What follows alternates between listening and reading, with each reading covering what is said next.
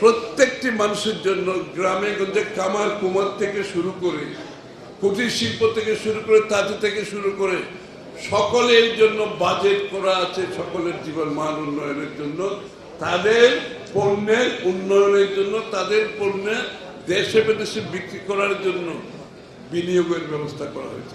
অর্থাৎ প্রত্যেকটি মানুষের জন্য চিন্তা করা হয়েছে। বাংলাদেশের উন্নয়নের সুফল প্রত্যেকটি নাগরিকের কাছে যেতে হবে।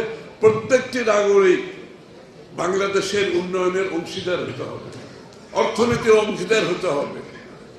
অর্থাৎ শুধুমাত্র রাজনীতিতে গণতন্ত্র নয়, অর্থনীতিতে গণতন্ত্রের কথা বলা হচ্ছে। এই স্লোগান কোথাও বিশ্বে পাবেন না। ডেমোক্রেটাইজেশন অফ দি ইকোনমি, অর্থনীতিকে গণতন্ত্র। আমরা তো খালি ভোটের কথা বলতেছি, ভোটের গণতন্ত্র।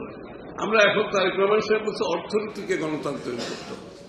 অর্থাৎ সকলে এই অর্থনীতির অংশ হতে হবে, বেনিফিশিয়ারি হতে হবে। এটা বিশাল রূপরেখা। এই জন্য আমাদের সকলে মিলে, তারেক রহমান সাহেব তো একা করতে পারবে না, সরকার একা করতে পারবে না, তারেক রহমান সাহেব একা করতে পারবে না। এটা পার্টনারশিপ দরকার। আমরা সকলে যুক্ত হব। এখানে পার্টনারশিপ লাগবে, এখানে অ্যালায়েন্স লাগবে। সুতরাং আমাদেরকে পালন করতে হবে। জিয়া রহমান সাহেব যখন খাল কাটতে যাইতো, কেউ কি পয়সা দিয়ে খাল কাটতে যাইতো? আপনার মনে আছে? সবাই সহযোগে যাইতো না, ওখানে সবাই গ্রামবাসী সব যাইতো না, সব খাল কাটতো, স্বেচ্ছাশ্রম। আমাদেরকে সৌজার হতে হবে অর্থনৈতিক উন্নয়নে। বাংলাদেশ গড়ার শূন্য হয়ে যেতে হবে।